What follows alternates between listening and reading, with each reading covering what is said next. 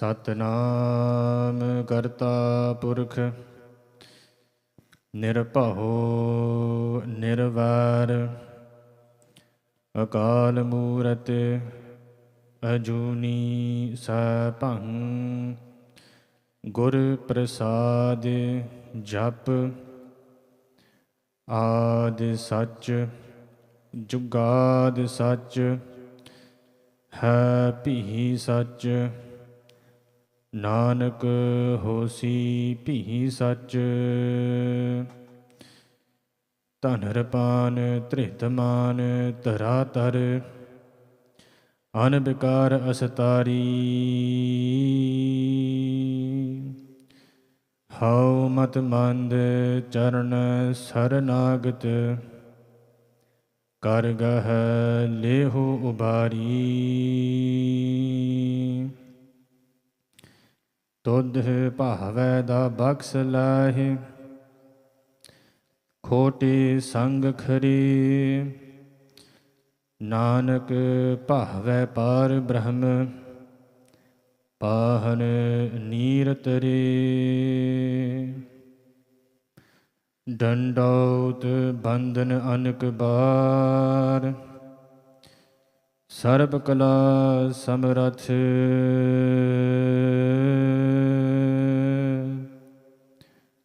ਡੋਲਨ ਤੇ ਰਾਖੋ ਪ੍ਰਭੂ ਨਾਨਕ ਦੇ ਕਰ ਹੱਥ ਡੋਲਨ ਤੇ ਰਾਖੋ ਪ੍ਰਭੂ ਨਾਨਕ ਦੇ ਕਰ ਹੱਥ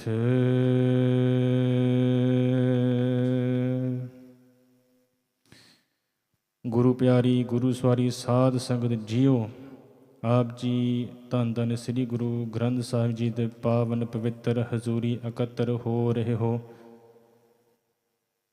ਗੱਜ ਵੱਜ ਕੇ ਫਤਿਹ ਬੁਲਾਓ ਜੀ। ਵਾਹਿਗੁਰੂ ਜੀ ਕਾ ਖਾਲਸਾ, ਵਾਹਿਗੁਰੂ ਜੀ ਕੀ ਫਤਿਹ।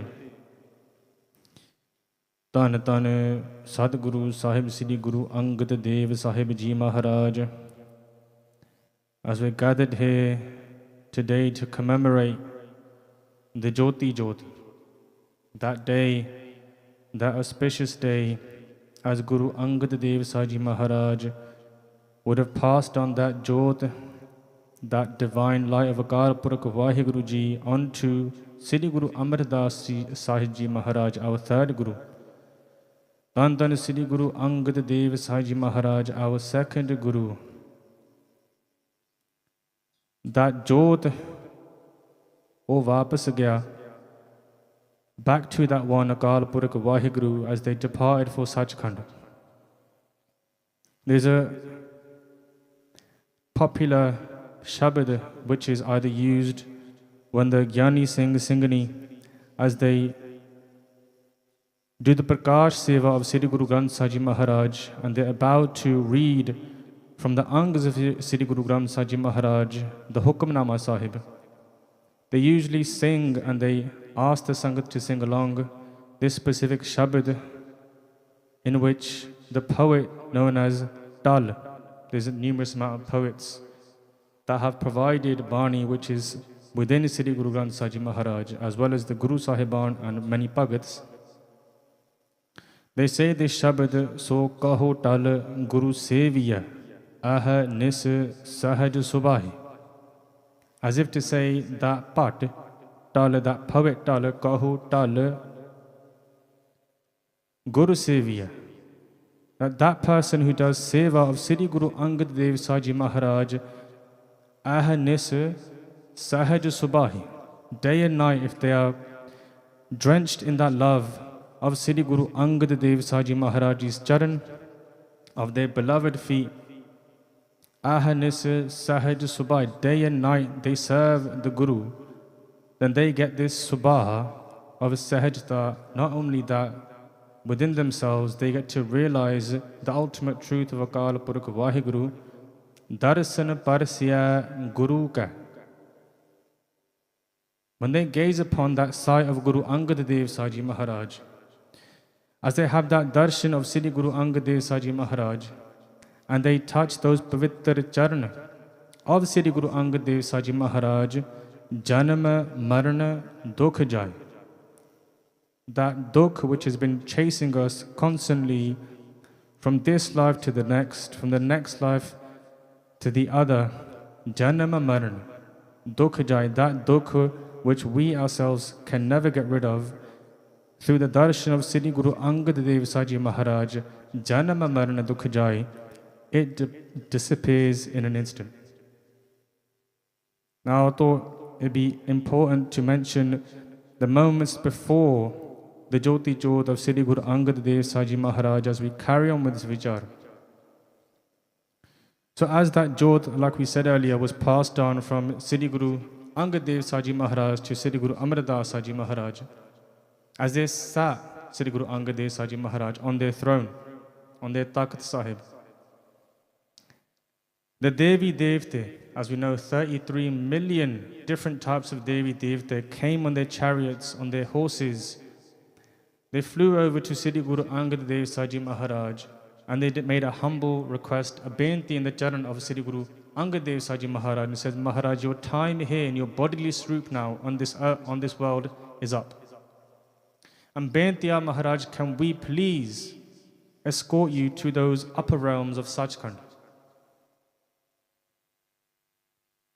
Beings like Vishnu Ji, Krishna Ji, Brahma Ji, Indra Devata themselves came to make this humble request to Sri Guru Angad Dev Saji Maharaj.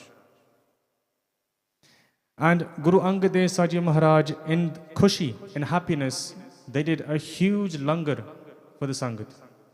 Many different type of dishes, huge batches, and all the sangat got involved.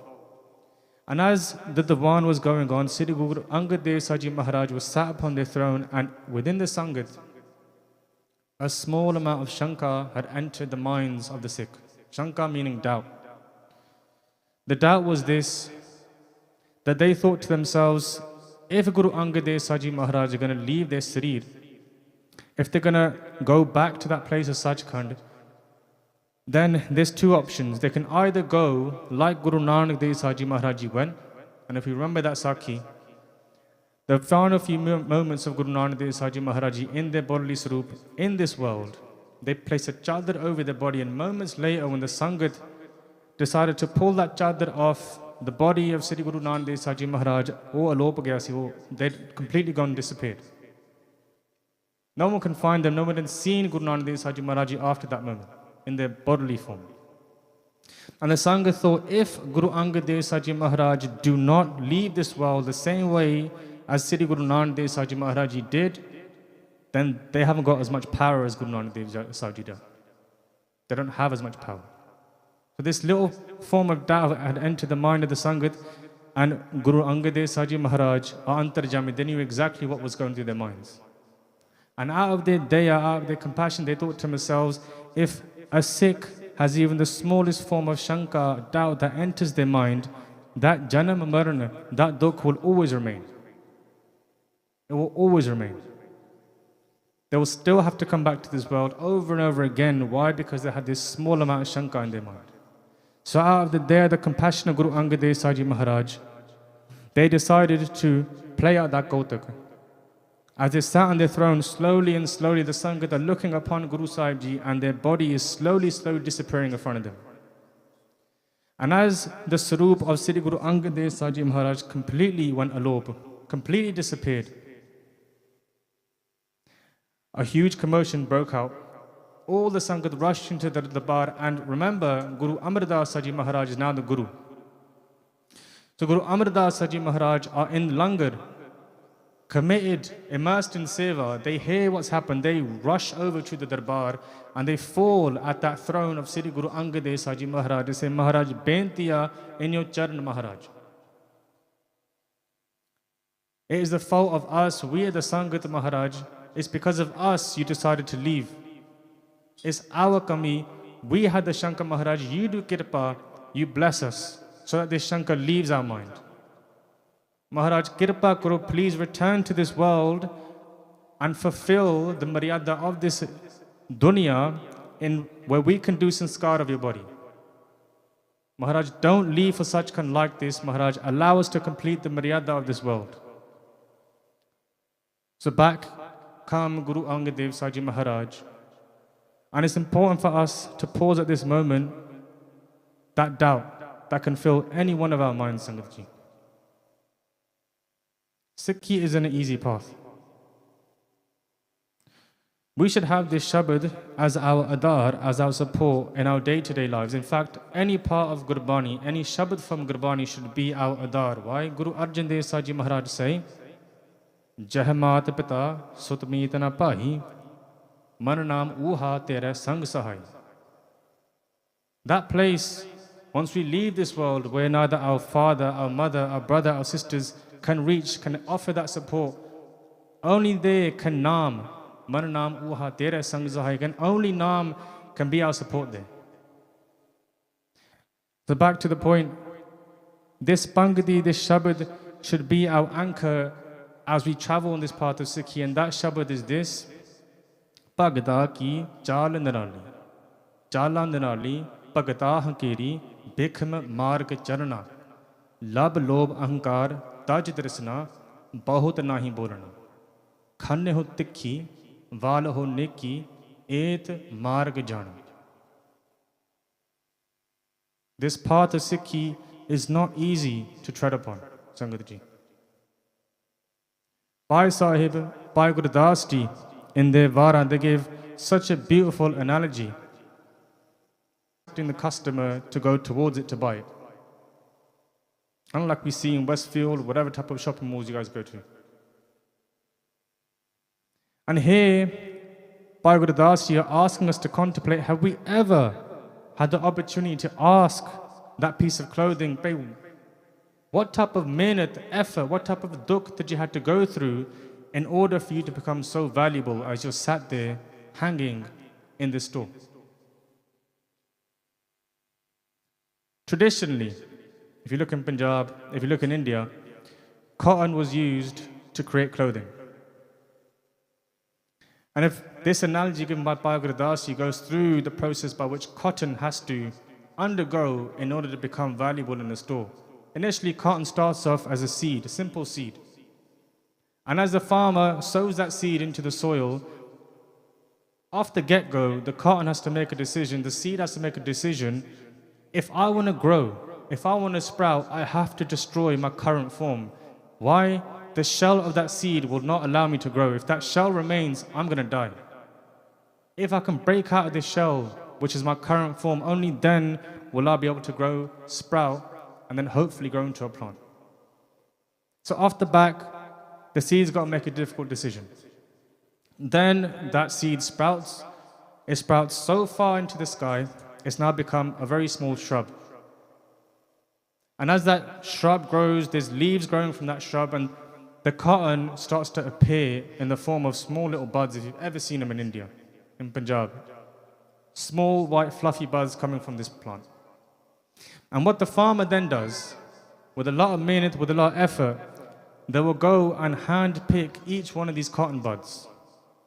Already look at how much mehnat, how much effort that cotton's got to go through just so that it can be picked off the plant. This is all meant to show from Bhai Gurdas Ji how much effort has to go into producing this appealing piece of clothing, because the truth is, for us as a Sikh, in order for us to look appealing, in order for us to be approved in that dargah of Akal Purkh Waheguru, we have to go through a process of sacrifice. We have to go through this process of Gurbani as well. So the analogy continues, Bhai Gurdas Ji continue, and they say that that cotton, those buds, that crop, then they were placed between two rollers. What the rollers do is they squeeze and separate the seed on one side and the fluffy cotton on the other. And if you have seen this in Punjab or any other part of India, that place where this is happening, there's so much loo surrounding that machine, there's so much fluff flying off into the sky. Why? Because it's an intense process. It takes a lot of time. Even from a distance, the way this can be seen. And once that's done, and the cotton's been separated, it's now almost ready to be spun. So they'll send all this cotton, this unfinished cotton, to a carder, and he's got some sort of instrument or some sort of tool which he can fluff up the cotton, separate them so that they're soft and ready to be spun. Well, that cotton is then sent to someone who owns a charkhi or charkha. That cotton is then tightly wound around that charkha, and it's basically a spinning wheel, and over again, whether it's a female or a male, they'll sit there for hours and hours and continuously spin this wheel over and over again, and those cotton threads will twist firmly, more firmly and more firmly. So much so now we've ended up where we started off with a seed, we've now got a string, a thread of cotton. But even still, the process hasn't come to an end. There's still so much more effort for us to get to the point where it becomes a piece of clothing. Now, as that thread is then given to a weaver, the weaver starts to put it together, many different types of cotton threads, and they weave together in order to form this long piece of kapda, whether it's qadr or whatever it is. Even now, even to this moment, there's no value that's been put into this sheet. It's still just a sheet of cotton. And the truth is, anything in this world that holds any type of significant value, anything in this world, whatever it might be, it has had to undergo some form of difficulty to be valued at such a stage. Otherwise, if we take a look at our own lives, what is living if there is no difficulty in our lives? Everyone goes through difficulty. Everyone faces some form of difficulty. What is life without difficulties? And it's probably one of the biggest reasons why people don't choose, especially nowadays, to walk on this path of dharam, to walk on this path of Sikhi. Why? Sikhi at its very core is sacrifice of the highest order. That's Sikhi at the core level. Sacrifice of what? We are being sacrificed, not in any extremist way. I'll explain it shortly. We are what should be sacrificed when it comes to walking on this path of Sikhi. Our value will only increase the more we undergo this process of effort, the more we undergo this process of sacrifice. So back to the kapda, throughout this whole process, that cotton has been picked up and it's got many layers of mail, many layers of dirt now, and that has to be cleaned off. So they send it to someone who can wash this kapda. They'll put it in some solution, in some balti somewhere, and over again they'll twist it, and over again they'll smack it onto a stone, onto a patthar, to clean that kapda slowly over and over again. Oh, we ek dukh si. Even that was a form of dukh for that kapda, for that cotton. Dukh daru, sukh rog paya, ja sukh tam na hoi, tu karta karna main nahi, jahu kari na hoi. For a Guru Sikh, what did they view as dukh daru? For a Guru Sikh, dukh is their medicine, dukh daru sukh rog paya. But sukh is seen as the ailment, is seen as the illness. To kamal Sikhi, it requires effort and it requires time, and more importantly, it requires sacrifice. It's interesting, when you think about that word sacrifice, sacrifice is very simply put like this. It's something we put so much effort into and we get nothing for in return. That's what sacrifice is. You can put so much effort into something, but to get absolutely nothing in return and know that you're going to get anything in return, that's what's regarded as sacrifice. Otherwise, it's just a vapar, it's just a worldly task. I'm going to give some of my time into some task, and I expect a reward or some sort of payment or a salary out of it. But the pyar that we should have in the house of the Guru, it works like this, that there's no guaranteed payout. It doesn't work like I did this much part and I'm going to get this at the end of it. That's not pyar. So it's here very much so the method of just doing and carrying on. We don't look up, we don't take a pause, and we don't try to see what am I getting as a result. That's what's known as sacrifice. But on the flip side, there's this thing known as Anand, known as Ras. That thing which is so completely indescribable. And it's important to pause on this point because it goes back to that point, Dukh Daru Sukh Rog Paya. Why does a Gursikh see the Dukh as the medicine? How many sacrifices have we seen throughout Itihas, Sikh history? Over and over again, countless Sakhiyan of Gursikh Singh, Singhaniya who have given their lives to the Guru. And for a worldly person, someone with a sansari nazar, anyone who doesn't know what Sikhi is, they'll look at these sacrifices and think, why have you wasted your time? Or why have you wasted your life? For what exactly? They won't be able to comprehend what sacrifice means for a Sikh. And even in Gurbani, there's two types of descriptions that are given for two types of people in this world. The first one is this, is one person whose life completely revolves around everything that is temporary. That person in life whose life revolves around everything that has an expiry date. What I mean by that is our relationships, our family, our clothes, our belongings, all these things have an expiry date. Why? Because once we leave this world, they're going to stay and they're going to become someone else's possession. But we would have left. And the truth is, that person who lives like that, in their mind, they find it very difficult to comprehend anything outside of that scope. They find it very difficult to comprehend what sacrifice is for a Sikh. And it's probably why, if you look at Guru Nanak Dev Sahib Ji Maharaj's Bani, Guru Nanak Dev Sahib Ji Maharaj say themselves, Koi aakhe putana, koi kahe bitale. Koi aakhe adami nanak vecharam. Guru Nanak Dev Sahib Ji Maharaj themselves have written in Gurbani that people would see me as a ghost. Others saw me as a demon. Or some people saw me as a mere mortal. Why? They couldn't understand the perspective of Guru Nanak Dev Sahib Ji Maharaj. They couldn't understand what it was that they were doing in this world.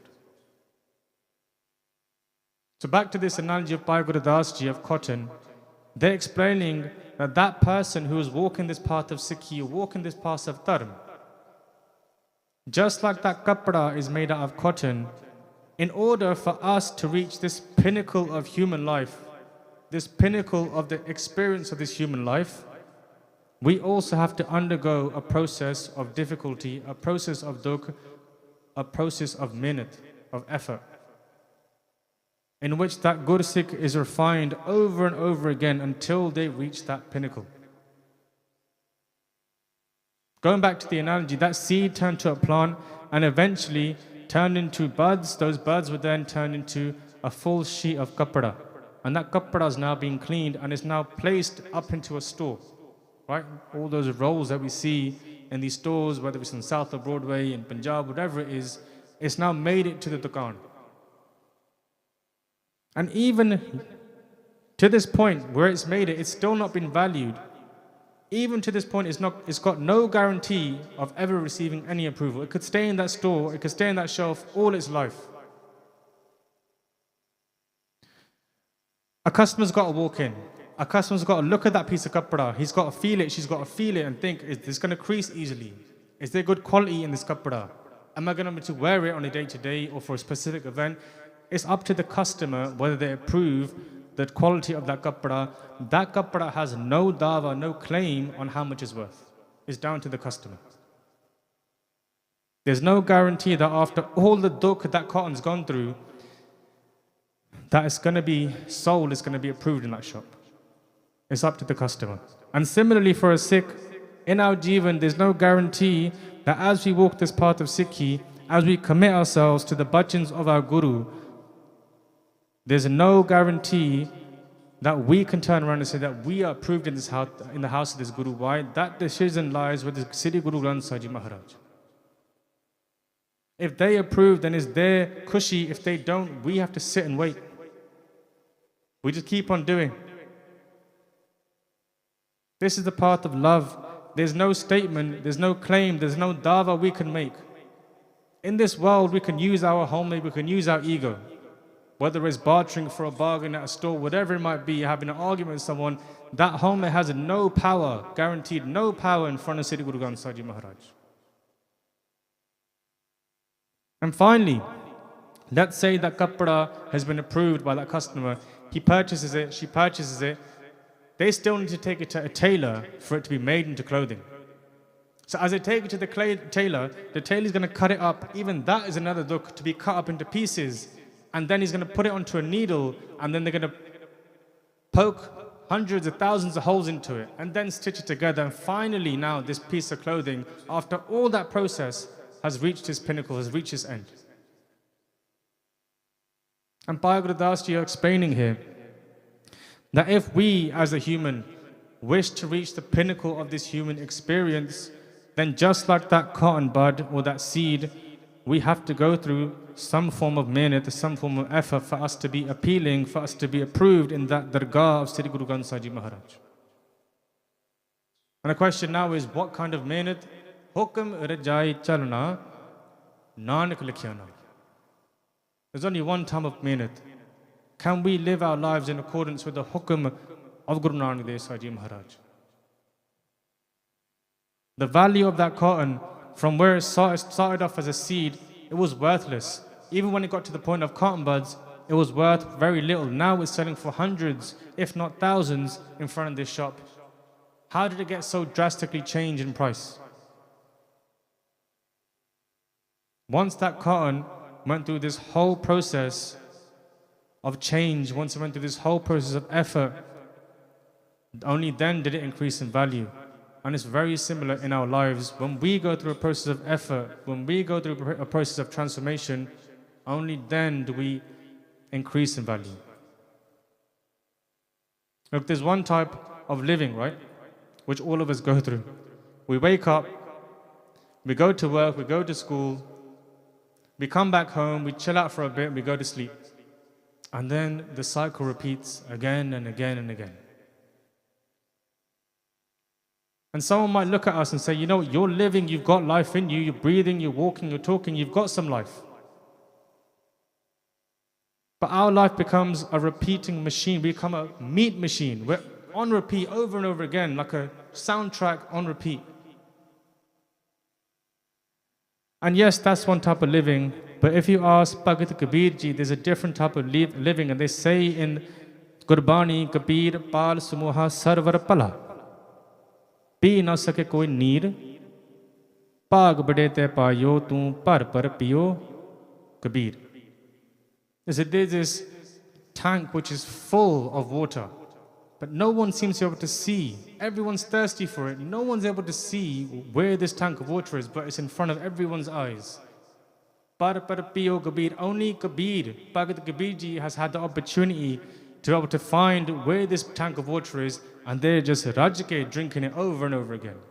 That anand, that bliss, outside of the normal day-to-day, Bhagat Kabir Ji has found in their lives.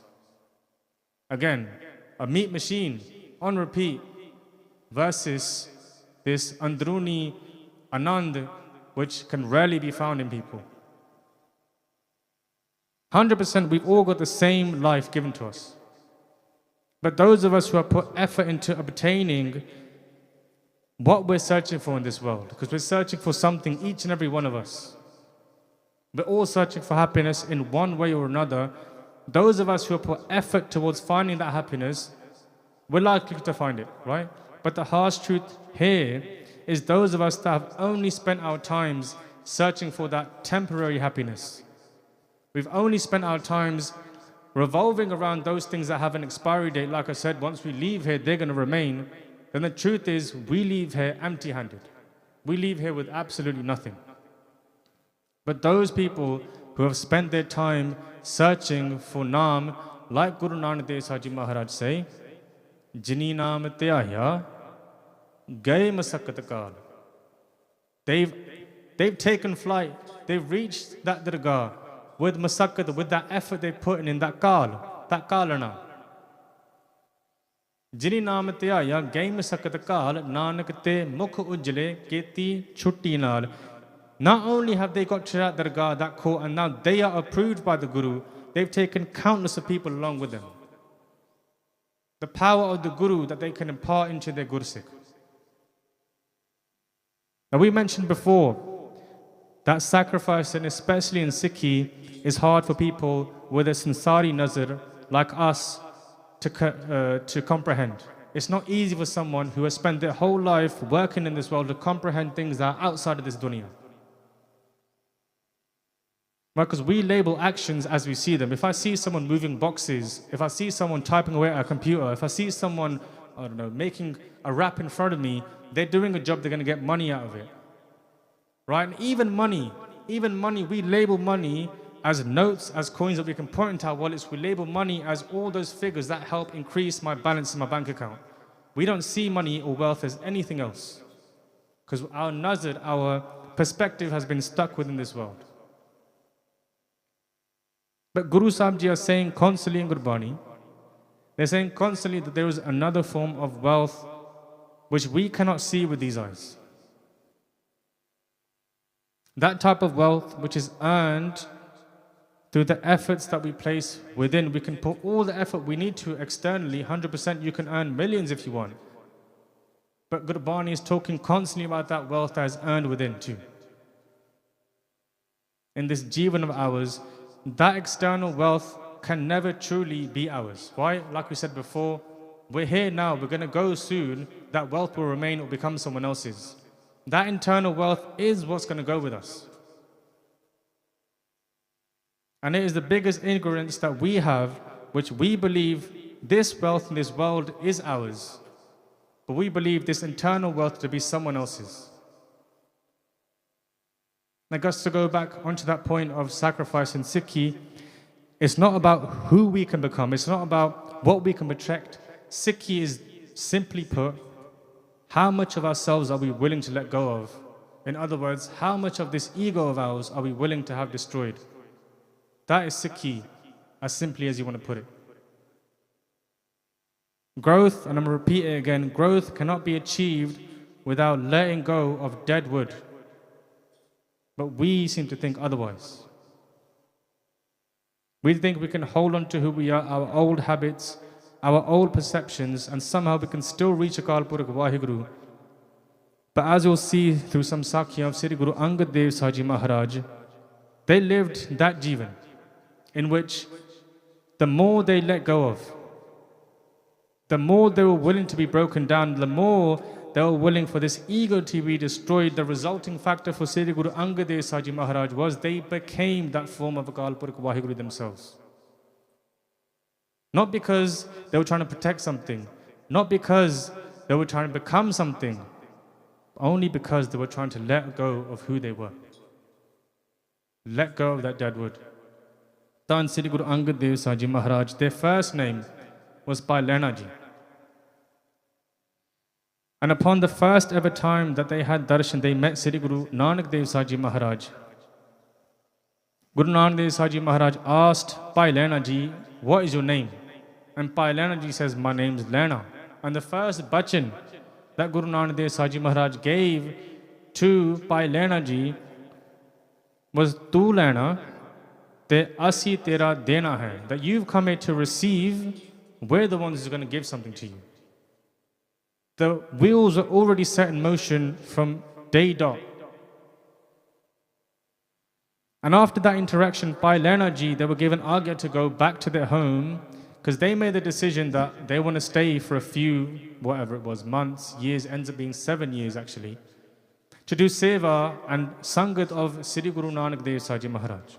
So as they go home, they pack their belongings, and as they're about to leave for Kartarpur Sahib again, they think to themselves, what can I take as peta for Guru Nanak Dev Saji Maharaj? Like we come and we do matha take and we give peta in the form of maya, in the form of coins. We might tap our phones on those things. Or we might give, I don't know, a Keemti Ramallah Sahib, whether it's a program or a function or a wedding or something. So, Bhai Lehna Ji thought to themselves, what can I give? And they took over the business from their father. Their father used to own a shop, a business, and they took that over. So they could have given anything. It could have been really expensive clothing, it could have been money, it could have been anything. And they chose to take these two specific items. One was a pile of salt, a slab of salt, and the other was like a mat or like a blanket almost. They take these two items, they arrive at Kartarpur Sahib, and there a diwan is being held. And as this diwan is being held, they walk in and see all this sangat is sat. And in front of the sangat, Guru Nanak Dev Saji Maharaj sat on the Takht Sahib. They walk in by Lena ji. They do matha take to the charan of Sri Guru Nanak Dev Saji Maharaj. And as they put that peta down of that slab of salt, of loon, as well as that mat, all in the sangat are watching on. And someone from the sangat gets up and says, Maharaj, no one ever before have they ever given you these two items as peta. I don't understand. What's the reason? What's the karan? And Guru Nanak Dev Saji Maharaj says, whatever Bhai Lanaji gave was perfect, was absolutely correct. And they said, why? Because the shuru'at at the very beginning of Sikhi is just like licking that slab of salt. It is bitter. It's not an easy path, like we said earlier. Khanne ho tikki, vaale ho neki, et marg jana. That's why Bhai Lanaji brought these items, as if to say, Bhai Lanaji, they knew themselves that they have to put effort into their Sikhi, they have to put effort into that seva of Sri Guru Nanak Dev Saji Maharaj, just like it is bitter to be constantly licking that slab of loon, of salt. That understanding, that philosophy from day one was already within the mind of Bhai Lanaji, Sri Guru Angad Dev Saji Maharaj. And chalo, if we sit and do a bit of vichar within ourselves, we might say there are the rare examples of Guru Sikhs who from the first day they started walking this path of Sikhi, they've had that anand and it's carried them through. There's rare examples, yes. But for the majority of our Sangat-ji, that anand is quite hard to come across. Sometimes we feel it, sometimes we don't. And this path of Sikhi, which Sri Guru Angad Dev Saji Maharaj are explaining to us, are showing us, it is one in which they know and they are teaching us this path of Sikhi is just like licking that slag of salt. We can't handle it for too long. Whether it's sat down in this diwan and we have to keep shifting our legs, whether it's reading part for a certain time in the morning, whether it's learning Gurbani, whether it's doing Simran, whether it's trying to focus our dhyan on the Shabad, whether it's stood up in the Langar hall doing seva, whatever it might be, whether it's battling against our Panj Jor over and over again, slowly and slowly, what ends up happening where once upon a time it was very bitter to lick that slab of salt. Now, we start to taste a little bit of Amrit, and now that salt starts to taste quite sweet to us. After ingesting that salt over and over again, we start to taste that Amrit Ras. It's about patience and perseverance. Forgot the word now. Perseverance. Something that we are losing more and more in today's world. Why? Because at the tips of our fingertips, whether it's in the form of a screen, in the form of a phone, if we want an answer to something, it's no longer we read an hour text or we listen to an hour podcast or whatever it might be. We will type that question into Google, into whatever form of AI is, and we get the answer. There's no patience needed anymore. If I want to order some food, it will be at my doorstep in 5 minutes, if I want it to be. Amazon deliveries, all these things within a second we can receive. Where's that patience? Where's that perseverance gone? And here is probably why our shift, our perception of Sikhi and how to Kamal Sikhi has shifted. Where once upon a time, like we said earlier, the core for a Sikh was, how do I jurna with the Kalpuruk Waheguru? How can I use Sikhi to help that? Now it's more so, how can I have Sikhi help me in my worldly desires to attain what I want in this world? Yes, Guru Sahib is going to provide. There's no doubt, but what Guru Angad Dev Saji Maharaj is showing us is how exactly we should have our attentions aligned and how exactly we should start walking on this path of Sikhi. Where is our state of mind at? So the other item that Sri Guru Angad Dev Saji Maharaj brought as peta for Guru Nanak Dev Saji Maharaj was known as a mat or a blanket. And the reason for this is actually explained in Bhagat Faridji's Bani. They say, Farida Thiyo Pavahim Dab. As if to say, there's this type of grass that grows in the riverbanks. And this type of grass can be woven together to create a mat, to create a blanket. Jaisai Lord has Sabha. If you really have this itcha to attach, to connect, to merge with the Kalpurak Vahiguru, ek chijja hai, bya latariya hai. If you have this itcha within you, ta sai de dar variya hai. What they're saying here is just like that cotton analogy we used earlier. In order for us to be approved, we have to let go of that dead wood. We have to. We have to allow for this ego within us to slowly and slowly be destroyed. Look at these words from Sri Guru Angad Dev Saji Maharaj themselves. Jis pyare syo ne ho, tis aage mar chaliye. They're saying themselves, if you have love for Kalpurak Vahiguru, why not sacrifice yourselves in front of them? Give this life for yours to them. Die in front of your beloved. Sri Guru Angad Dev Saji Maharaj. Guru Sahib Ji are the only ones who can take this ego. They're the only ones who can push it through that process of mehnat, of effort. They're the only ones who can soften it down and transform it into the way they want us to be, the type of character they want us to be in this world. Again, the pinnacle of the human experience is only offered from Guru Nanak Dev Saji Maharaj. And this is what Bhai Meharinder Ji was being tested for. There's another Sakhi. One day Guru Nanak Dev Saji Maharaj were walking with the sangat and they had this Qimati lota, this Qimati panda in their hand. Very expensive piece of dishware that they throw into this chikkar, into this lake which barely had any water. Is basically a swamp now. Very muddy, and if you've been into anything like that before, it's basically like quicksand. As soon as you put a step into that chikkar, into that mud, you're going to start sinking very quickly. They threw this Qimati panda into that chikkar, and they turned to their son, their eldest son, Baba Siri Chand, and they say, Baba Siri Chand, can you please go and retrieve that panda for me? It's important, it's Qimati, it's very expensive. Baba Siri Chand, out of respect, they turn to their father and say, Maharaj, if it was so Qimati, if it was so expensive, why did you throw it into the lake in the first place? And then they turn to their father, Guru Nanak Dev Saji Maharaj, and they say, there's so many sevadars around, ask one of them. I'm sure they'll do it for you. Then they turn to their second son, Baba Lakshmi Das Ji, and they ask the same question to their second son, can you please go retrieve that Qimati panda? And Bhai Lakshmi Das say, whatever my brother said to you, Baba Siri Chand, is true. It was a very Qimati panda. Why did you throw it into the chikkar in the first place? They look at the kappa and they say, look at my clothes, Maharaj. If I step into that chikkar, I'm going to get so polluted, I'm going to get stained. And then Guru Nanak Dev Saji Maharaj turned to Sri Guru Angad Dev Saji Maharaj, as they were known as Bhai Meharinder then. They turned to Bhai Meharinder Ji and say, Bhai Meharinder, would you jump into that chikkar and get it for me?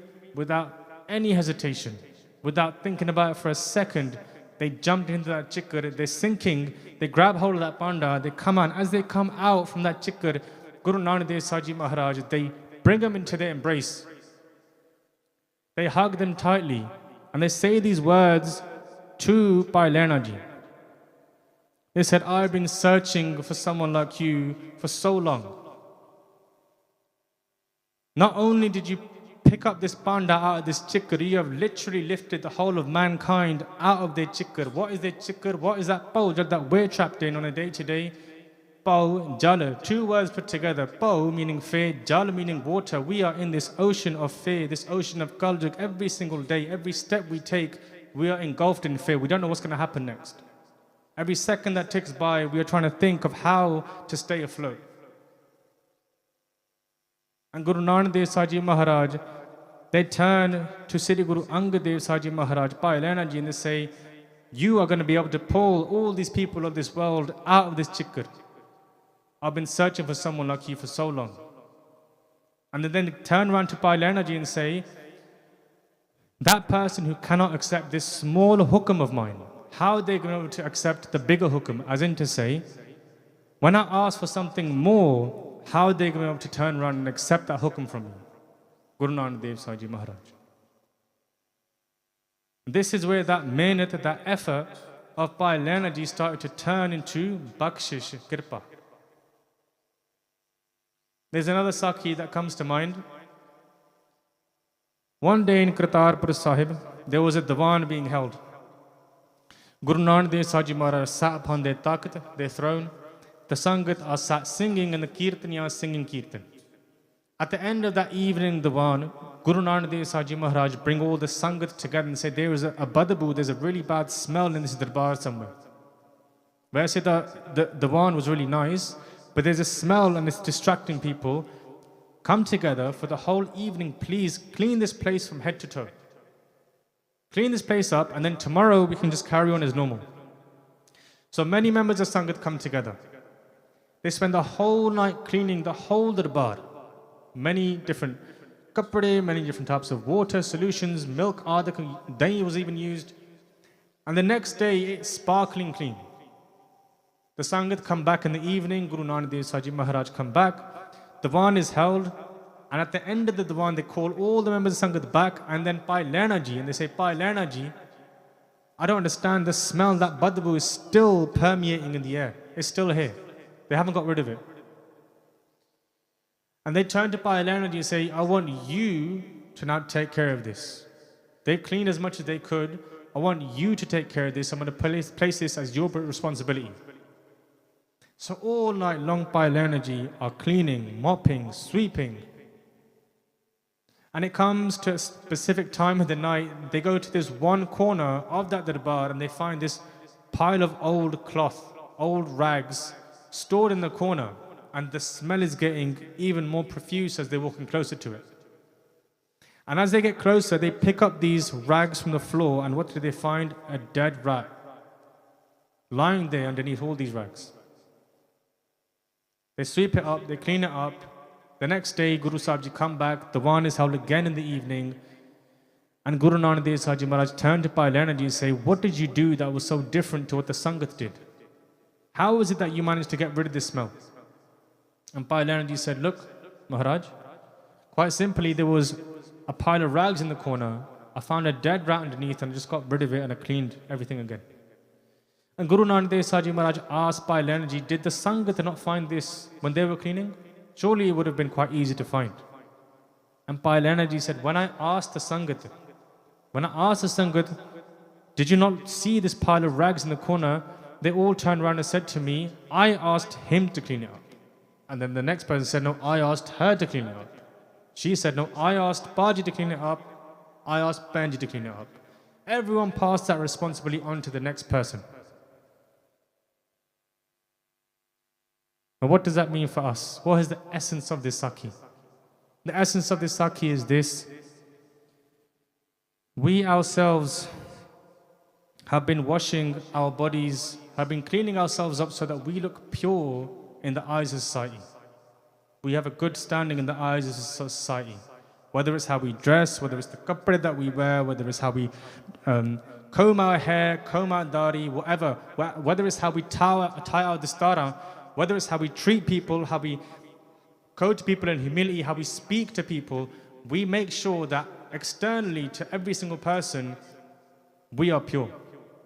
But there is one place within us which we have decided to overlook, which we never decide to clean. That place is known as our mind. And what resides in our mind?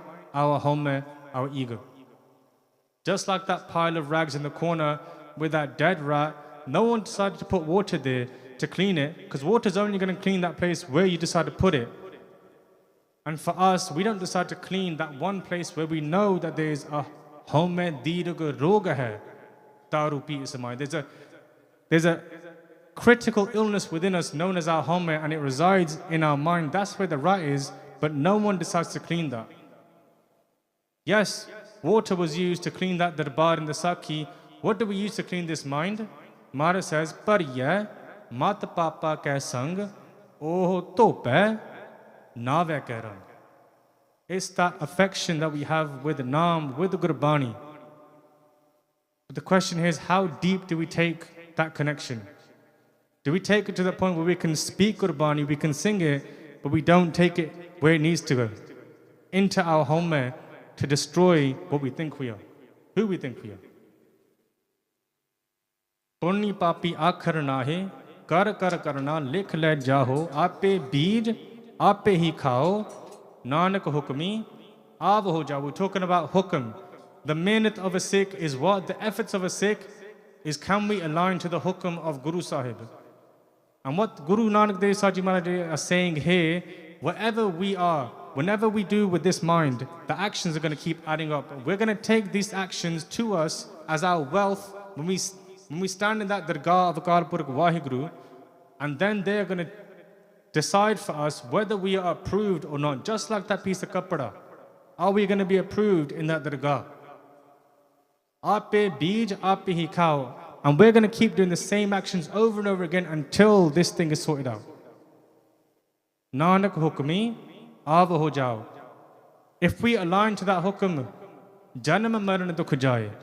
That dukh will completely be eradicated. If we don't align to that hukm, Nanak hukmi, ab ho jao. We're going to keep coming. We're going to keep going.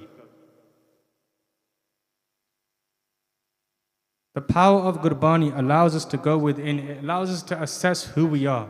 We have the power to make a decision. Do we want to stay the same way, or do we want to change? That's the point of an ardas, right? The whole power behind Gurbani, a lot of it is this: we get to see who we truly are within. It is a mirror for us. We get to see our own avguns, our shortcomings, all of those dukh, sukh will come up right in front of us. Then we make that decision. Maharaj, if we think we got the power to change ourselves without our Guru, akhan jor, chuppe na hai jor, jor na mangan, der na jor. We have no power. That is the point of an ardas. You do benti to your Guru, and they'll make the magic happen. And Sangat ji, just to go through one last Sakhi, 2 more minutes. This final Sakhi takes place in Kartarpur Sahib again. Sri Guru Nanak Dev Saji Maharaj, a whole heap of Sangat, especially from Kabul, come all the way to Kartarpur Sahib. And Guru Nanak Dev Saji Maharaj, they turn to their son, Baba Sri Chand again, and they ask Baba Sri Chand, there's a tree in front, known as a kikkar tree. Go to that tree, climb that tree, shake the branches, and they said to Baba Sri Chand that Mathai will fall on the floor. And Baba Sri Chand turns to their father and says, Maharaj, this kikkar tree bears no fruit. It's never given any fruit, and it never will. I don't know about Mathai, but all the Sangats come from Kabul to listen to sermon of the truth. They're going to be thinking, what are you doing up in a tree? They're going to laugh at me. So Guru Nanak Dev Saji Maharaj turned to Bhai Lehna Ji. All they did was look at Bhai Lehna Ji. And Bhai Lehna Ji knew what to do. That's how deep their connection was.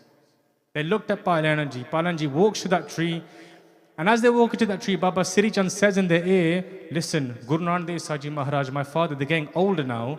I don't think they realize there's nothing in that tree, let alone Mathai. Don't go up there, everyone's going to laugh at you. And look at these words of Bhai Lehna Ji. This is what Sikhi is to its T. They say to Baba Sri Chand, I've got no sanabandi, I've got no attachment to this Mathai. I've got no care of what the result is. I have no attachment to this Mathai. If I climb up there and nothing happens, it doesn't matter to me. Why? All that matters to me is this: I need to follow the hukam of Guru Nanak Dev Saji Maharaj. Whatever they said, whatever has come out of their mouth, I am going to follow that. Their hukam was climb that tree, shake the branches. If Mathai falls, if it doesn't, it is their kushi. And the Sangat will see. And to finish off this Katha, Sangat Ji, I remember this Gursikh, this Vidwan, this Gyani was saying in Katha that once upon a time he went, because they do a lot of Katha around the country, around the world actually. And they said that once upon a time they met this Gursikh, and he was, you can see there was something special about him. He wasn't like a Vidwan, he wasn't knowledgeable, but he had this connection within him, you can see it on his face. And they asked this Gursikh, we go around to Gurukar after Gurukar and we say this Pangti over and over again, Sadguru Mera Mar Jivale. That Guru Sahib Ji can bring that person who is dead back to life. And he asked that Gursikh, is it true? Can Guru Sahib Ji actually do that? And that Gursikh turns to that Vidwan, he says, yes, 100% is possible that a person who's dead can be brought back to life, but only if they choose to surrender themselves, only if they choose to die at the charan of Sri Guru Nanak Dev Saji Maharaj, is it possible. And the problem here is, it's very rare to find someone who will give themselves in such a way. So who is there to be brought back to life? Who is there for that spirit of the Khalsa to be infused into? So Sangat ji, as we finish off this Katha, the main message is here. Doubt might fall upon our minds, but really and truly, our main maqsad isn't what we're going to get out of Sikhi. Our main maqsad is this: how much are we letting to go of ourselves? How much are we willing for ourselves to be destroyed? Why jis pyare sun neho, this aga mar chaliya. Can we give ourselves in that pyar and prem for Sri Guru Angad Dev Saji Maharaj? So throughout this Katha, I would have made many mistakes, so I apologize to the Sangat. Please forgive me. You are the Sangat, only you can bless this seva. So we finish off on these last two pangtiyan, and maafi baksh log Yani ji for taking an extra 5 minutes. Lekh hai Katha hai na chutiya, khin khin pooran har, baksan har baksala, Nanak par utar, Vaheguru.